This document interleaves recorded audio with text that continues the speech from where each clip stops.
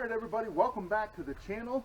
Today's video is going to be the 5-year review of my Eddyline kayak. Would I buy this unit again, or would I look somewhere else? Follow along to find out.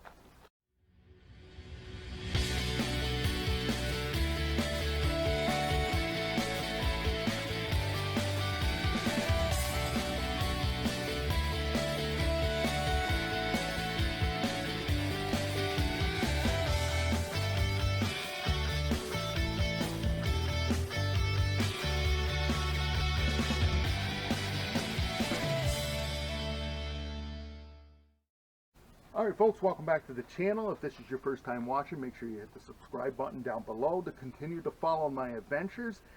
This video is going to be the 5-year review of my Eddyline Sandpiper kayak. I bought this kayak on Memorial Day weekend 2018, and so I've used it the 18, 19, 20, 21, and the 22 seasons here in the Adirondacks. That's 5 seasons. And I will tell you that when you look at Eddyline Instagram pictures, people posting their pictures of Eddylines, those kayaks look absolutely brand new. Shiny. They just look like they're off the showroom floor. I'm going to show you mine is not like that. So if you follow my channel at all, you know my channel, I do a lot of paddling here in the Adirondacks. There's so many lakes and ponds and rivers to paddle, but a lot of them require portages, and a lot of the portages up here you cannot use wheels on. The vast majority you cannot use wheels on, and so you got to carry your equipment, which is not a problem, because this kayak, one of the reasons why I bought this kayak was I wanted something that had front and rear bulk heads in it, so for dry storage. I wanted a cockpit that a guy 6'1", 255 pounds could easily fit into, comfortably fit into. I bought this kayak because it's 38 pounds. That's what it weighs, and it can hold 350 pounds. I'm 255, so if I use 40 pounds of gear, and believe me, I have shoved 40 pounds worth of gear into this kayak, I shouldn't have a problem, right? Well, I'll tell you about it. So here we go. Front to nose, what I like, what I don't like, and what has happened to this kayak. So as you can tell, I've personalized my kayaks by putting some decals on here. But let's start with, when I do put the wheels underneath this kayak, I usually use this drawstring in the front the most when I'm towing it. And as you can see, over 5 years, there's hardly any wear on this string at all. I mean, I pulled it through some portages, and I have pulled it down some trails. There's a lot of lakes here in the Adirondacks that you have to either carry or cart your kayak to. It can be anywhere from 1/10 of a mile to a mile back in. And I've done them both, and some of the trails are good, you can put the wheels under, and some of them are not. But as you look down through, you can see this, there's still a shine on this thing.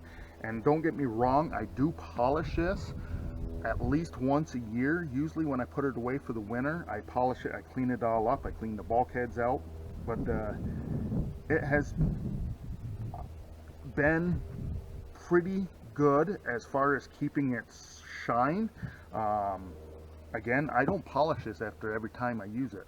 I do wipe it down, because here we're trying to keep invasive species out of the waters in the Adirondacks, so I do wipe the bottom of it down. I do wipe the inside of the kayak, the cockpit down. But one of the things in my 1-year review that I had was these covers, that I was really worried about using these. If these were going to tear, how quickly they were going to tear. Now I'm in and out of these cockpits a lot. I keep gear in here, I keep my emergency tape in case I put a hole in it, which I have came close. I have a rain poncho, I have a first aid kit, I have a hammock, and I do believe I have pull start fire in here, and just in case I need to start a fire. But this is what I was really concerned about, and after 5 years of use, it has worked just fine. No issues with it. So I was wrong on that. Moving back, the bungees here are the original bungees. I used to have a deck bag that I clipped to the bungees here, but what I found was I had to get on my knees in the cockpit here in order to get into the deck bag. So I ended up putting clips on each side here, and that's where I clip the deck bag now, since it goes right across here. So moving on to inside the cockpit, you can see the foot pegs. The foot pegs are actually still in the same position when I bought the kayak. I haven't moved them at all. The bulkhead, the seal is still good on the bulkhead. There is some wear on the floor here where my feet are, because you're going to get sand and small stones in here and a little bit of water, and it's going to be abrasive to the bottom of the boat. But that's 5 years worth right there. And moving around to the thigh pads on each side are still in good condition, still intact. The seat is just glued in, but it has stayed put. It hasn't loosened up at all. Even riding on the top of my truck, being exposed to the sun, being exposed to rain, and traveling down the road at 60 miles an hour. So the seat has stayed put. The backrest has stayed put, nice and tight there. The rear bulkhead has, again, the seal is good, the bulkhead is good, everything is good there. So the rear bungee, I do use the rear bungee a lot, and this is the original, 5 years in, and it's still pretty snug, still pretty tight. It is a little loose on that one there, but I do have gear that I put on here all the time. Again, the rear storage, I get into these storages all the time, and the covers have been holding up pretty well. There isn't any evidence of any weakness on each side, so that was a concern of mine in my year one video, and well, they proved me wrong. It has held up pretty well. And again, when I did that in a year one video, I had people say, dude, you can just call Eddyline, they'll send you a new cover. Well, no shit, Sherlock. I know that. But for a $1,400 kayak, you know, you hope to get little longevity out of it. Well, 5 years in, and the covers are still good, still looking pretty decent. The rear handle, again, looks pretty good. There isn't any wear on it, and again, I don't use this one as much as I do the front one, and but the shine, the surface looks to be pretty good. It's keeping its shine pretty well, even though I don't polish it all the time. Now for the toughness of this kayak. Can it hold up to some of the harsh conditions that the Adirondacks has to offer? And I can tell you, when I have been out, this is going to be an honest review of how tough these boats are. If you paddle long enough, you will hit stuff in the water. You're going to hit a rock that's going to be the same color as the water. You're going to hit a stump. You're going to hit a tree in there. On portages, you know, this is going to makes probably Eddyline cry if they see this, but I'm going to bring you right over. You can see marks right in here. There's a few, and then there's a few right here. Those dents and those marks were from when I dropped the kayak on a portage. I had the kayak up on my shoulder, and I was going through a portage, and you had to go through, there was a bunch of rocks that you had to step down through, and I had it up on my shoulder, and one of the rocks that I stepped onto was a little bit wet, and my foot gave out, and when I went down, I dropped the kayak onto the rocks, and that was the result. And it came down, and I cringed when it came down, because I don't know how easy it is to crack this stuff, what Eddyline makes their kayaks out of, but I can tell you it can take some abuse.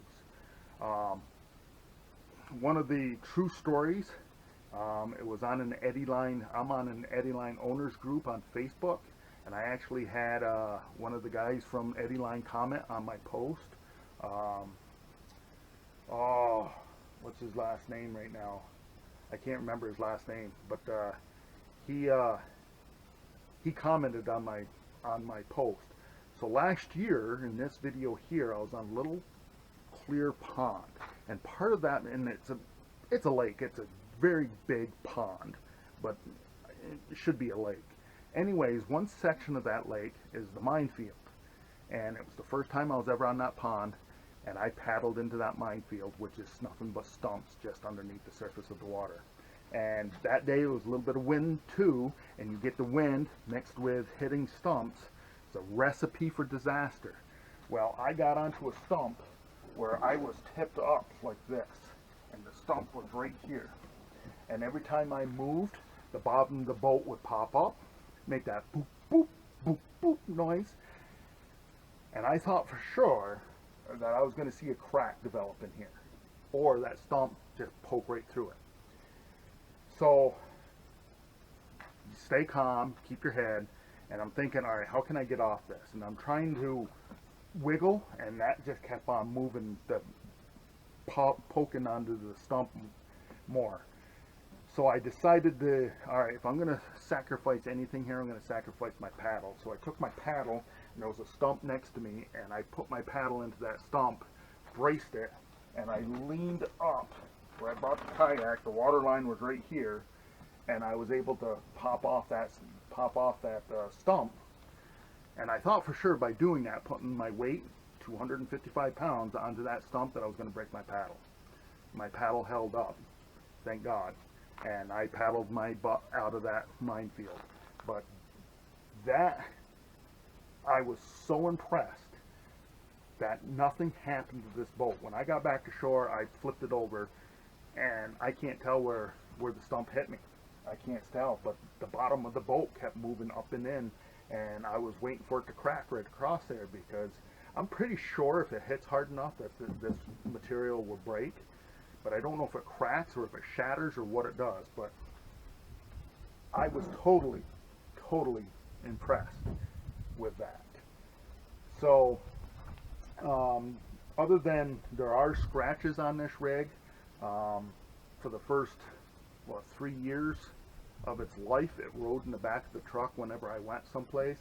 So it's got some dings in it from being in the back of the truck.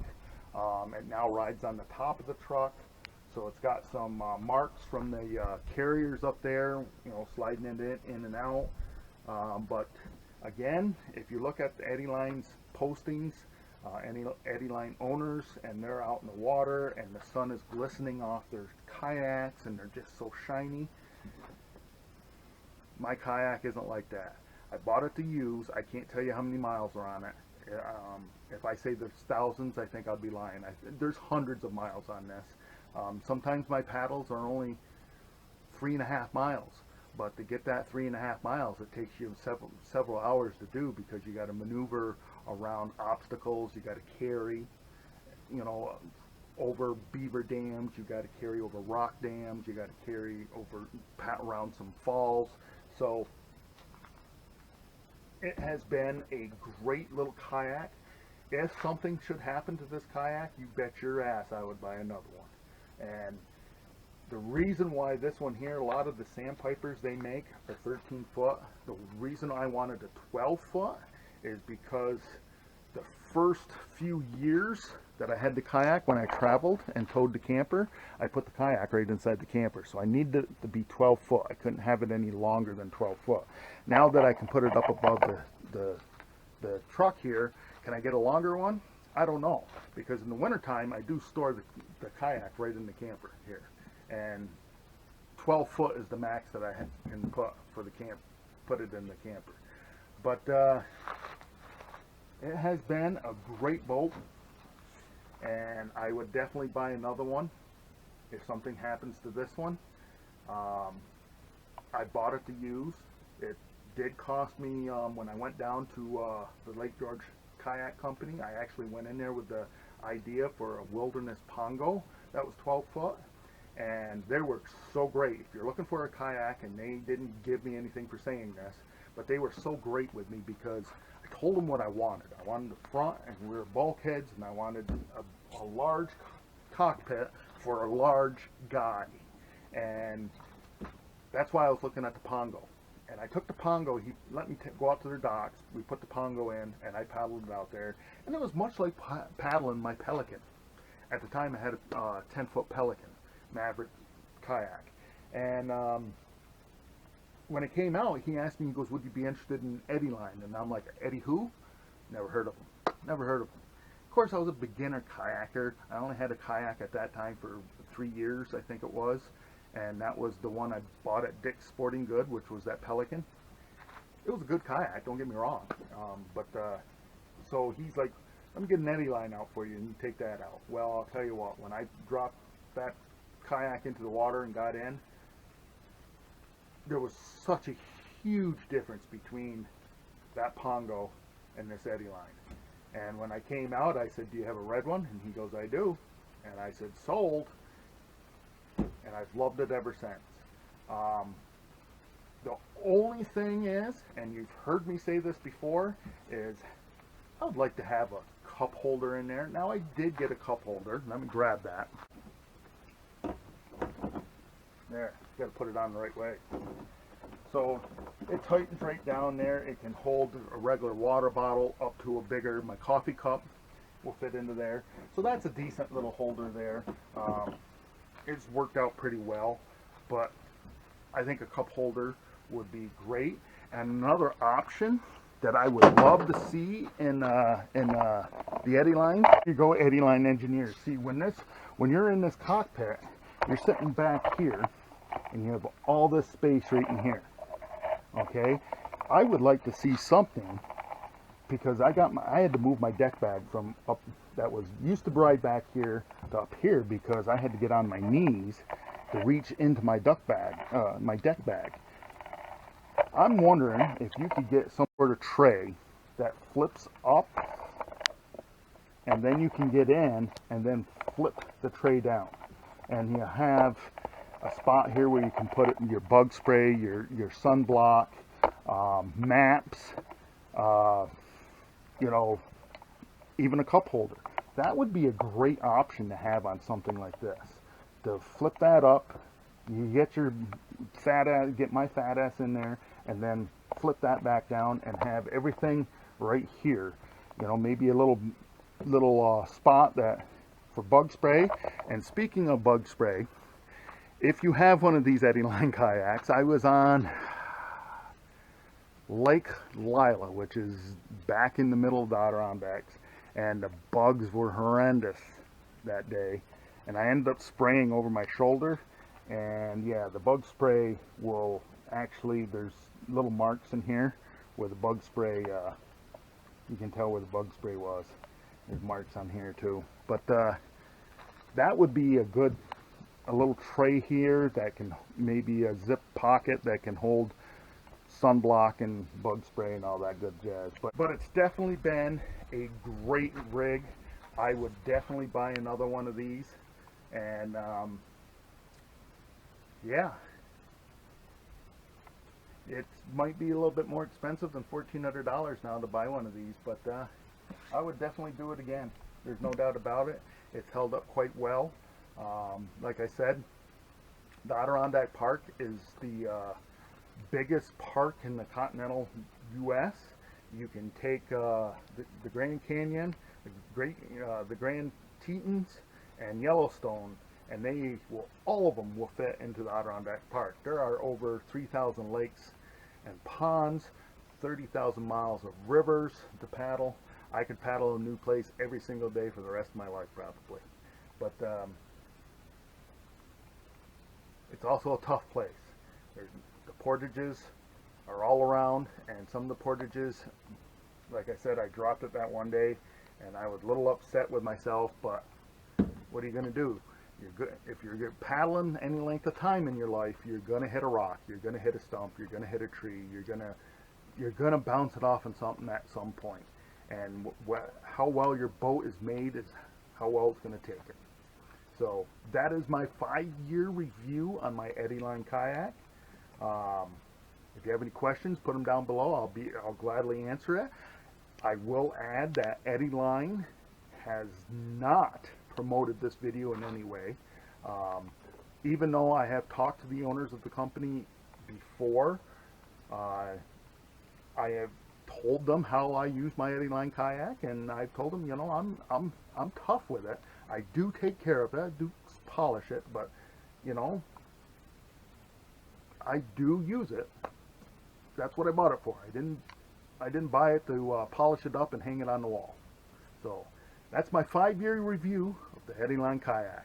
Now the rain is coming in, so I'm going to get loaded up and find my next adventure. Alright folks, you watched all the way through. Thanks for that. If you liked the video, make sure to give me a thumbs up. If you haven't subscribed, click the subscribe button down below. Continue to follow the adventure. And remember, folks, tomorrow is no guarantee for any one of us. So disconnect from that Wi-Fi, connect to this out here. You won't be disappointed.